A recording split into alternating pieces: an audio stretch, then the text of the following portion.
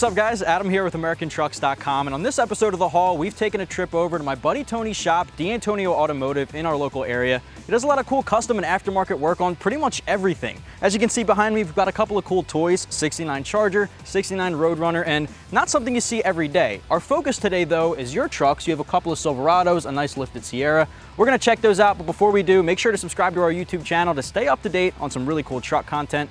So what do you say we get to it? Let's do it. Sounds good. So moving into your shop here, there's a couple of cool built trucks that you've got, and this one here I actually think is your daily driver, right? That's correct. It's a 2011 Sierra? Yes, sir. Now, obviously it's not a stock Sierra whatsoever, so why don't you tell us what's going on with this lift? Sure. Lift kit began as a rough country 6-inch lift. Okay. But to clear the tires that I have because of the square wheel wells, we had to go a little bit higher. So I called my friends over at Eibach and they hooked us up with a set of adjustable height front struts, and we have a set of Bilstein 5100 shocks in the rear.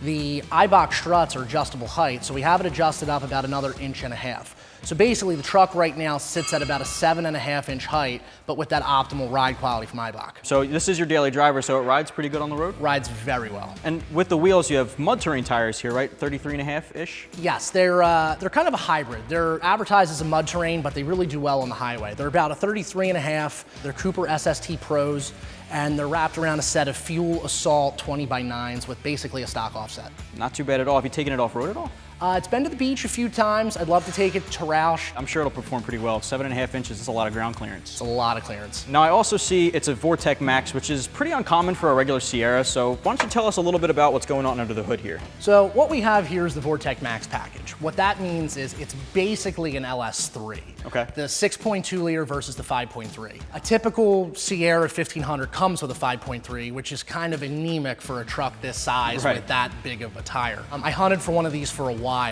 It's got, like I said, the 6.2, which is basically a Denali, but a controllable four-wheel drive versus the all-wheel drive. Now to make it a little over 400 at the crank, maybe 403 I think you said? Yeah, around there it makes, I think they're advertised at 403. At the wheels it's maybe a little over 300. That's not too bad, but I know you said you want to do a little bit more work to it, maybe get it a little more power down low. Yeah, with the big tires and the size of the truck, towing a trailer really makes it struggle a little bit. You have to really rev it out to get it to move. So why don't we shut this hood down? Let's go check out some of your other toys. I know you got a 16 right next to it. It's a 5.3 liter LTZ package Silverado. Now, this is the polar opposite of what we got done to your 11 Sierra. Yes. So can you tell us a little bit about this and why it's sitting so low? So this began life as a 16 LTZ Z71, which is an off-road package that the customer wanted to lower. That's kind of an oxymoron in itself. Yes, back in 2013, GM released a concept vehicle called the Cheyenne Concept Truck. It was basically a Z28 powered regular cab small bed made completely out of carbon fiber. The customer wanted one terribly, and since GM never made one, he contacted us about producing it. That's pretty awesome here. So how did you achieve this lowered stance we have here? What's done to that? So basically what we did was we started with a 6-inch axle flip in the rear, which takes the axle from below the leaf springs and puts it inside of them to lower the rear end down. And then in the front, we did a coil spring that dropped it roughly 2 inches. It's crazy that that rake is so different that the rear was up so much higher. Yeah, so on a Z71, it's an off-road package and it's meant basically for towing, so the rear end sits a lot higher. Now how does that handle on the road? Right now, it handles like a sports car. Really? That's Yeah, gotta it be handles awesome. drastically better. What do you have done with these wheels? Because they're obviously not just factory, run-of-the-mill wheels. No, so these are basically 22-inch GM accessory wheels. They're wrapped in 305 20s all the way around for that optimal sports car handling feel. It gets very good traction and a lot of looks. Now how was fitment-wise getting that in there with the square wheel wells and the lowered? Like a glove. Really? Because that's so surprising. You would think when you lift a truck, you have to clearance everything and cut a little bit of plastic. With this, they slipped right on, no issues. No issues at all. Maybe I gotta consider lowering my truck.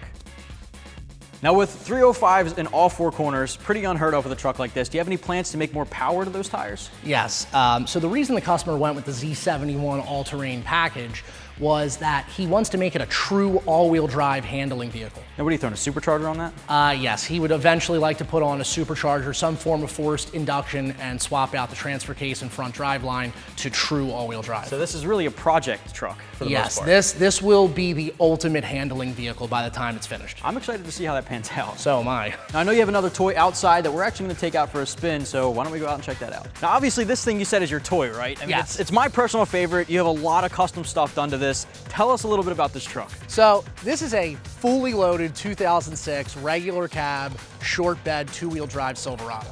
What makes this vehicle special is whoever bought this new back in 2006 ordered it with every possible option. It's got everything from navigation to XM to power folding heated mirrors, everything. So basically what we did was we did the lowest you could go without having to do major cutting and grinding. So it's dropped 5 inches in the front, 7 in the rear with a C-notch in the frame. So we thought the other one inside the 16 was low. This is taking it to a whole other level. Yes, the overall goal with this truck was I wanted to build the Silverado SS regular cab concept that came out in 2002 that never happened. You've obviously got like a cowl hood on this, which is a 3-4 inch cowl hood? It's actually a 2. 2 inch, it's not too big, but it is super noticeable. It's one of my favorite parts of this. And tell us about this paint. This is like a plum purple.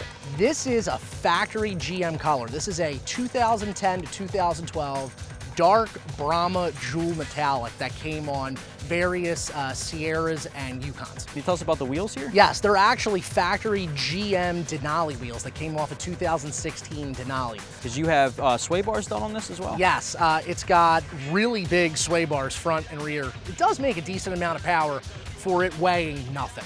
Right now, it's just a stock 5.3 with a cold air kit, long tube headers, no caps. Down the road, maybe an LSA blower swap to keep with that whole factory appeal of, did this truck come this way or not? And have people walk up and question, is this stock or is this custom? I think the LSA blower swap would be the ideal way to go. Well, there you have it. So I know you have a little bit of interior stuff done to that, and I know I'm dying to take this thing out on the road. I want to see how the sway bars, the handling, you know, I've never actually driven a truck lowered this much before. I'm excited to get out on the road, so what do you say? Let's go. So right off the bat, coming out of like a parking lot, making these harder lefts, I can feel it's super level. It doesn't really rock like, I know my 2016 stock LT is making these turns out of parking lots. It rocks a little more than this does. This is really leveled.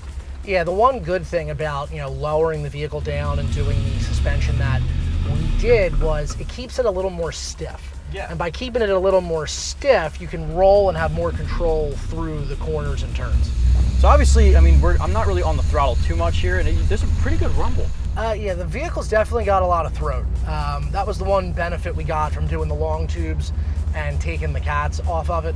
I didn't want a tip coming out at any point on the vehicle, so we did a custom MagnaFlow muffler under the vehicle that dumps out under the center of the bed. Basically, the bed acts as a megaphone of sorts and amplifies that awesome throaty exhaust sound. Hey, it sounds great, man. We kind of got a straightaway, so I kind of want to get on this and see what it sounds like. Oh yeah. That's that nice shift. The shift at the end just tops it off. This thing will break the tires loose in every gear at any speed if you hammer it. That's fantastic. I've never driven a lowered Silverado like this, let alone a slammed one like this. For me with this, I can feel a lot of I can feel the road more. You know, you can feel the bumps and the the turns. It's just like you're more in tune with your terrain. The bad part about having a truck is there's really no input while driving. Because a truck is made to take a bump, it's made to haul. Right. I wanted to be able to feel the road while driving.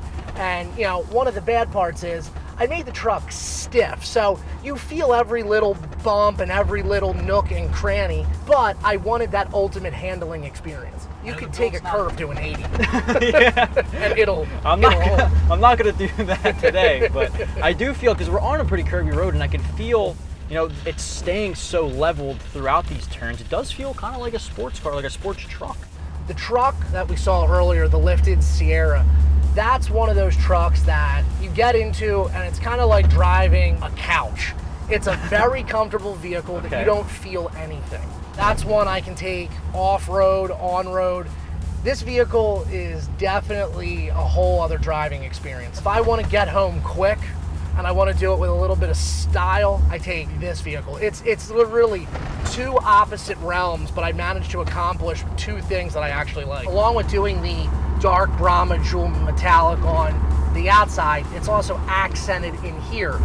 The dash bezel, the airbag in the steering wheel, the bezels around the vents, they're all painted that dark Brahma jewel. I actually had the headliner, the sun visors, and the A-pillars done in Alcantara to really give it that nice custom luxury feel, kind of like you would see in like a sports car or a luxury vehicle. We're gonna put in a custom set of seats. Well, I don't know if I want to do like a set of like custom upholstered Denali seats for the luxury feel, or if I want to do a set of custom upholstered Z28 seats for the sports car feel. And that's what I'm going for, factory plus. Well, dude, it's a blast to drive. Thank you so much for letting me do this. No problem, bro. This thing is so cool. That's going to wrap up this episode of The Haul, obviously here at D'Antonio Automotive. Tony, thanks for having us out here. Problem. I had a blast checking out your trucks, Silverados, Sierras. You got a lot of projects going on. Before we get out of here, make sure you subscribe to our YouTube channel to stay up to date on cool content like this. Keep it locked right here at AmericanTrucks.com.